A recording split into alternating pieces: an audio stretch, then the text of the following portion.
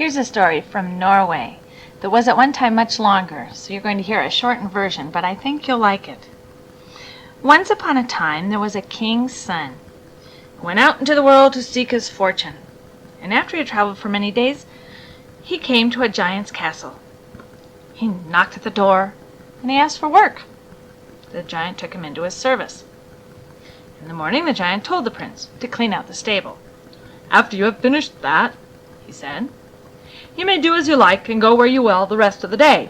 Only stay out of the room in the tower if you value your life.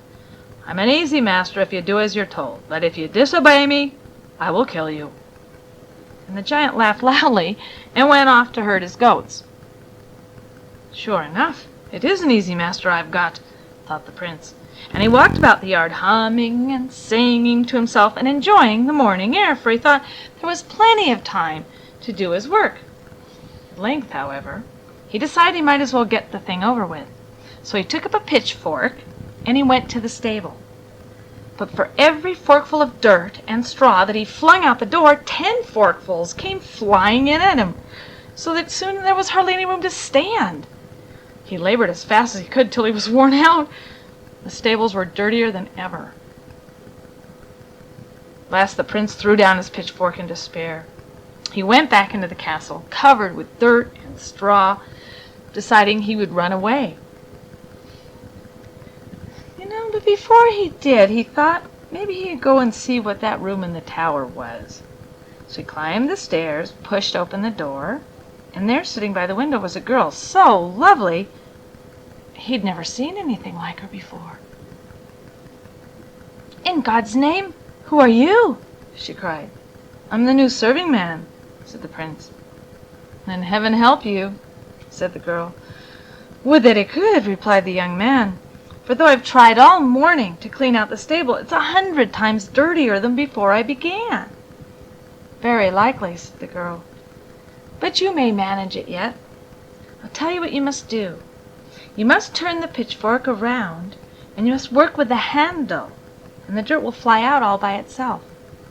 So the prince went back down to the stable, and he did as he'd been advised. He'd hardly begun when the whole place was as clean as if it had been scoured. And since it was still early, he returned to the tower. He and the girl spent the rest of the day talking together, so that the time seemed short, till she said he must leave her. Evening drew on. Home came the giant with his goats. "Have you cleaned the stable?" he said, grinning. "Yes, master. It's all clean and fresh." "We'll see about that," growled the giant, and he strode off to the stable, where he found things just as the prince had said. "How did you manage that?" he said. "Well, I couldn't get the dirt out with a pitchfork, so I turned it around and worked with the handle," said the prince. "You must have been talking to my mastermaid," said the giant, "for you never got that out of your own head." "Mastermaid?" asked the prince, looking stupid as an owl. "What's that?" "Never you mind," said the giant. "You'll know soon enough." The next morning, before the giant went off with his goats, he told the prince to go and bring home his horse, which was grazing up on the hillside, and after that he could have the rest of the day to himself. "I'm an easy master," he said, grinning, "if you do as you're told. But if you fail, I'll wring your neck." Of course the prince was most eager to see Mastermaid again, but he decided that really he should first do his work. So he went up on the hillside, and when he saw the horse, he thought it would be an easy task to bring it home, for he'd ridden far wilder-looking horses before that. But when he got near it, the horse began to stamp and rear, and fire and smoke came out of his nostrils as if it were a flaming torch, so that the prince's clothes and hair were singed. He went back to the castle. He climbed up the tower, and he told Mastermaid what had happened. "Very likely," she said. "And I'll tell you what you must do. Take the old bridle which hangs by the stable door, throw it into the horse's mouth, and then you will be able to ride him." The prince did as she told him, and when the horse came at him snorting and flaming, he threw the bit into its mouth, and the fires went out, and the animal stood there, quiet as a lamb. He rode it home, and he put it in the stable, and then he went back to the Mastermaid and spent the rest of the day with her. And the more they were together, the better they liked each other, Indeed, the prince would have forgotten about the giant if Mastermaid hadn't reminded him that evening was coming on. Presently the giant came home with his goats. First words were, "Have you brought my horse down from the hill?" "Yes, that I have," said the prince. "We'll see about that," said the giant. And he hurried off to the stable where he found the horse munching his oats. "How'd you manage that?" growled the giant. "It was nothing," said the prince. "He did not want to come at first, but I threw the bit into his mouth, and he just quieted down, nice as pie." "You've been talking to my Mastermaid, I swear it," said the giant. "You never thought of that by yourself." "Mastermaid?" said the prince, looking foolish. "You said that yesterday, and today it's the same story. I should like to see that thing, master." "See it soon enough," said the giant. The third day, before the giant went off with his goats, he said to the prince, "Today you must go down to hell and fetch my fire tax. When you've got it, have the rest of the day to yourself. For I'm an easy master, but if it isn't here when I come home, I'll wring your neck and eat you for supper." And he laughed loudly. This time the prince didn't even try to do his work, for he didn't know the way to hell. Instead, he went straight to the Mastermaid. "You must take a sack and go to the cliff over yonder under the hill, and knock on the face of the rock with the club that lies there.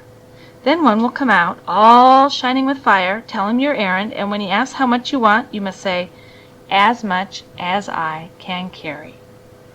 So Prince went to the hillside, knocked with a club as hard as he could. The rock split open, and out came one shining with flames and with sparks of fire, coming from his eyes, coming from his nose.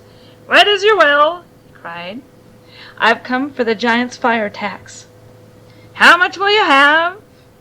"Only as much as I can carry." "It's well for you ask for no more. Come with me, you shall have it." So the prince followed the fiery one down into the rock, till they came to a chamber where heaps of gold and silver lay about like stones in a gravel pit. The prince filled his sack as full as he could carry, and he took it home. Then he went back to the Mastermaid.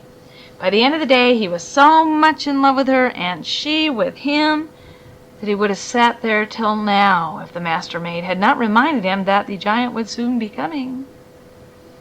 When the giant came into the yard with his goats, he cried out, "Have you been to hell after my fire tax?" "Oh, yes, I have," said the prince. "There it is." "We'll see about that," said the giant. And he opened the sack, which was so full of gold and silver that it spilled out. "How'd you get this?" he roared. "I went to the rock over yonder and knocked on it." "You have been talking to my Mastermaid," roared the giant. "Mastermaid?" said the prince stupidly. "What is a Mastermaid? You keep talking about this creature, but you never show it to me." "Well, you shall see it now," cried the giant. And he seized the prince, trussed him up with rope, just as if he were a chicken, and he called the Mastermaid down from the tower, and he said to her, "I'm tired of this fool. You cut him up, you boil him in that big pot, and when the stew is ready, you wake me up." And he laid himself down on the bench and began to snore. It sounded like thunder in the hills. Mastermaid, of course, freed the prince, and then she cut her little finger with a knife, and she let 3 drops of blood fall on a 3-legged stool. Then she gathered all the old rags and bones and rubbish she could lay hands on, and she put them into the pot. She took the bag of gold and the bag of silver, and she and the prince ran away from the giant's castle as fast as they could go. After the giant had slept for a while, he began to stretch himself as he lay on the bench, and he called out, "Will dinner soon be done?" "Only just begun," answered the first drop of blood on the stool in the voice of the Mastermaid. So the giant lay down to sleep again. He slumbered a long time, but at last he began to toss about a little, and he cried out, "Is it ready now?" "Half done, I vow," said the second drop of blood. The giant turned over on his other side and fell asleep again. And when he'd slept many, many hours, he began to stir and stretch, and he called out, "How is my meat?" "Ready to eat," said the third drop of blood. Then the giant rose up, rubbing his eyes. He couldn't see who might be talking to him, so he called for Mastermaid. No answer. He took up a spoon, he went to the pot to try the stew. Ugh! But as soon as he tasted it, he spat it out. For it was nothing but old rags and bones boiled up together. When he saw this, the giant knew how things had gone. He raged and he roared through the rooms of that castle, looking for the prince and the Mastermaid. But they were far away by now. The giant was so angry that he howled and raged and stamped on the floor until he burst into little pieces. As for the prince and the Mastermaid, they reached his father's kingdom in safety, and they lived happily ever after. So I've heard.